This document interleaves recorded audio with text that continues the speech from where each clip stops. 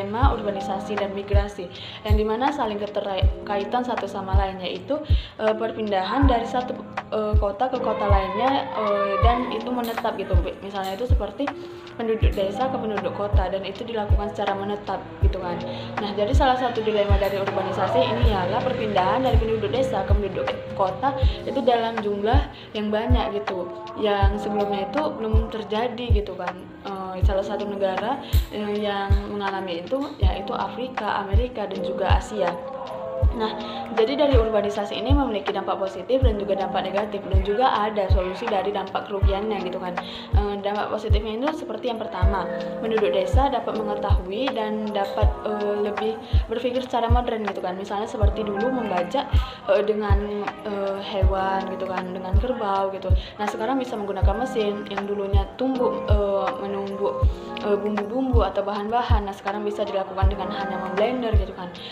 Kemudian bisa kerjasama antar kota dan antar desa gitu kan. Nah, jadi penduduk desa ini bisa bekerja sama dengan penduduk kota, yang dimana penduduk desa ini meminta tolong kepada penduduk kota untuk membeli barang-barang yang canggih gitu kan. Kemudian penduduk kota ini bisa membeli lahan yang begitu rendah gitu harganya gitu. Nah, jadi bisa saling kerjasama gitu kan. Kemudian dampak negatifnya itu yaitu pertumbuhan perumahan gitu yang semakin meningkat, yang dimana lingkungan itu menjadi tidak sehat karena padatnya perumahan penduduk gitu. Kemudian yang kedua, tingkat pengangguran. Nah, jadi apabila tidak memiliki skill, maka pengangguran ini kian meningkat gitu.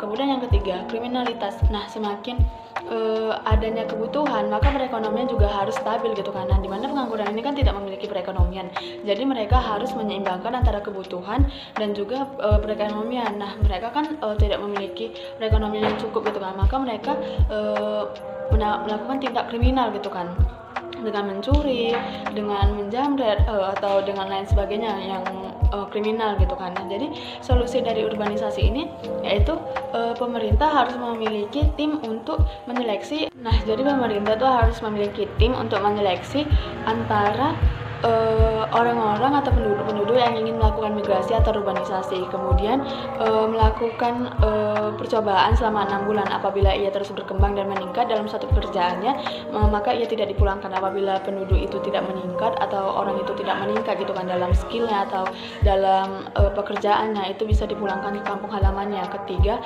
itu membatasi orang-orang yang melakukan urbanisasi atau migrasi gitu. Jadi tiap tahunnya itu ada kayak percobaan atau penilaian gitu. Nah, untuk yang tidak lulus itu bisa belajar lagi untuk meningkatkan skill dan kemampuan. Selanjutnya, masalah-masalah ekonomi. Maraknya pembangunan di kota-kota besar di Indonesia dapat memacu pertumbuhan ekonomi. Sebagai dampaknya, kota-kota tersebut akan menjadi magnet bagi penduduk untuk berdatangan untuk mencari pekerjaan dan juga bertempat tinggal. Hal ini disebut dengan urbanisasi. Namun, urbanisasi ini menimbulkan berbagai macam masalah karena tidak adanya pengendalian di dalamnya. Masalah inilah yang dihadapi oleh negara Indonesia saat ini, yaitu pertumbuhan konsentrasi penduduk yang tinggi. Hal ini tidak diikuti dengan kecepatan yang sebanding dengan perkembangan industrialisasi. Masalah ini akhirnya menimbulkan fenomena, yaitu urbanisasi berlebih. Nah, adanya urbanisasi yang berlebih ini telah menimbulkan berbagai masalah di Indonesia. Tidak hanya di kota, di desa pun juga menimbulkan masalah. Nah, masalah yang terjadi di perkotaan yaitu meningkatnya angka kemiskinan, sehingga pemukiman kumuhnya itu juga ikut meningkat. Kemudian yang kedua itu ada peningkatan urban crime, dan masih banyak lagi masalah lain yang ada di perkotaan. Nah, di desa juga menimbulkan masalah, yaitu berkurangnya sumber daya manusia karena penduduknya itu telah pindah ke perkotaan, sehingga desa itu akhirnya tidak mengalami perkembangan yang nyata atau yang real. Kemudian yang C itu sektor informal di urban area. Keberadaan sektor informal yang umumnya tidak terorganisasi dan tertata secara khusus melalui peraturan terus memainkan peran yang penting di dalam negara berkembang. Banyak di negara berkembang, sekitar setengah dari penduduk perkotaan bekerja di sektor informal. Nah, sektor informal ini terkait dengan sektor pedesaan yang menjadi sumber kelebihan tenaga kerja miskin yang kemudian mengisi sektor informal di daerah perkotaan. Selain itu, sektor informal ini terkait erat dengan sektor formal. Kemudian ada beberapa argumen tentang pentingnya sektor informal. Nah, yang pertama itu sektor informal mampu menciptakan surplus. Yang kedua itu sebagai akibat dari rendahnya intensitas permintaan seperti input produksi dan juga tenaga kerja murah pemodalan. Dan yang ketiga itu sektor informal juga mampu memberikan latihan kerja dan magang dengan biaya yang sangat murah apabila dibandingkan dengan biaya yang memainkan peranan yang penting dalam rangka formal atau pembentukan dan pembinaan sumber daya manusia. Baik, selanjutnya potret perempuan urban. Nah, jadi potret perempuan urban merupakan suatu gambaran di mana mereka mampu menyeimbangkan gaya dengan uang yang mereka punya, sehingga mereka memiliki kondisi finansial yang sangat baik. Jadi, jika gaji mereka tinggi, maka gaya hidup mereka semakin tinggi dan sulit untuk direm. Sifat yang dimiliki oleh perempuan urban modern yaitu orientasi sukses, berorientasi karir, lebih mementingkan pendidikan, kesehatan, dan lain sebagainya. Migrasi dan pembangunan. Secara teoretis masih terjadi perdebatan tentang adanya hubungan yang kuat antara migrasi dan pembangunan. Kelompok optimis menganggap migrasi sebagai bentuk alokasi optimal faktor produksi untuk kepentingan daerah pengirim dan penerima.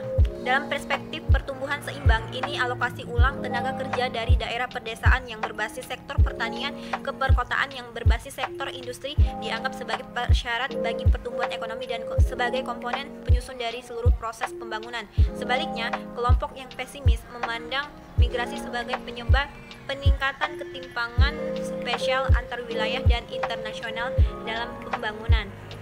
Migrasi dipandang sebagai masalah yang memberatkan daerah-daerah pengirim, menyebabkan penurunan persediaan tenaga kerja terampil yang tidak terkendali dan pengurangan anggota populasi di wilayah perdesaan yang paling sehat, dinamis, dan produktif atau brain drain. Terlepas dari hubungan ambivalensi antara migrasi dan pembangunan serta ketidakpastian manfaat yang ditimbulkannya, jumlah orang yang bermigrasi telah meningkat selama bertahun-tahun, khususnya migrasi internal yang mencapai 768 juta orang di seluruh dunia.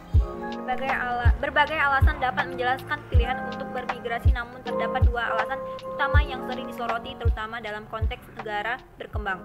Sebagai alasan untuk bermigrasi dan lebih luas lagi, sebagai peran yang dapat dimainkan migrasi dalam proses pembangunan ekonomi.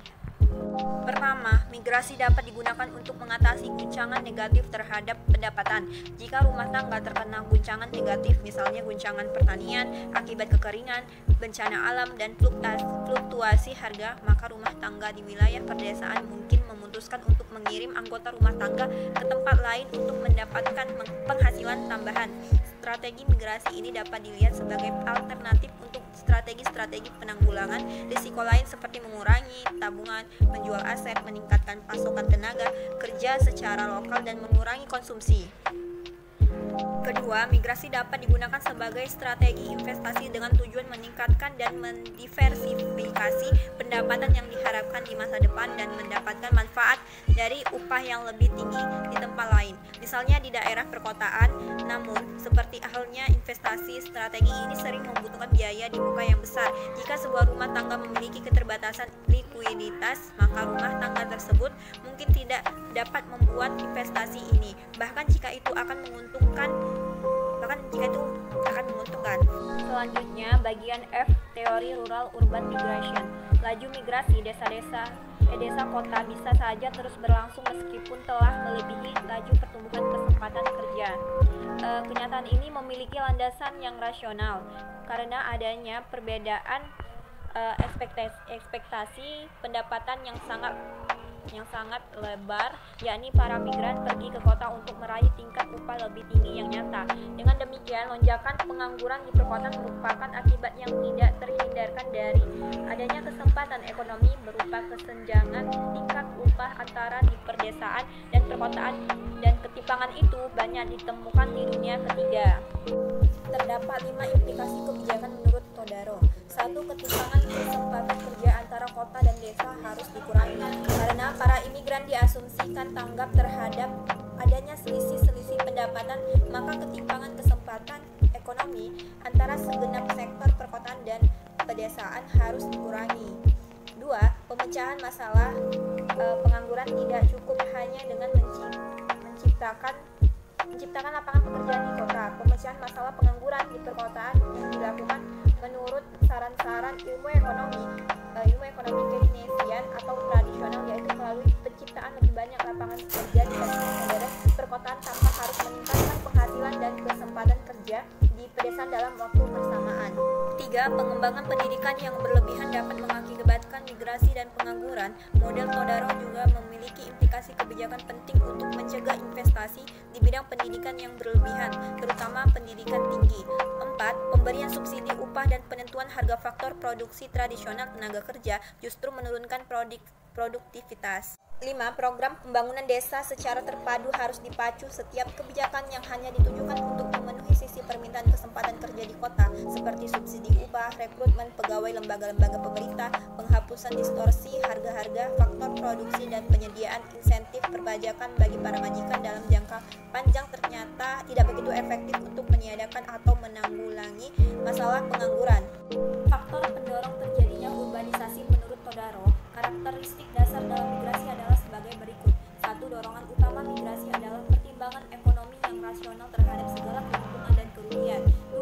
Keputusan migrasi lebih bergantung kepada harapan daripada perbedaan upah real sesungguhnya yang terdapat di desa dan kota. 3. Kemungkinan seseorang mendapatkan pekerjaan di kota berbanding terbalik dengan tingkat pengangguran yang terdapat di kota itu. 4. Tingkat migrasi melebihi tingkat pertumbuhan lapangan kerja di kota adalah suatu hal yang logis. 5. Keterbatasan fasilitas di desa. Selain itu, ada juga faktor-faktor yang mendorong terjadinya urbanisasi khususnya di Indonesia. Faktor-faktor tersebut antara lain adalah 1. Lahan pertanian yang semakin sempit. 2. Merasa tidak cocok dengan budaya tempat asalnya. 3. Menganggur karena tidak banyak lapangan pekerjaan di desa. 4. Terbatasnya sarana dan prasarana di desa. 5. Diusir dari desa asal. 6. Tidak tersedianya sekolah yang memadai di desa. Sekian dari saya, terima kasih. Wassalamualaikum warahmatullahi wabarakatuh.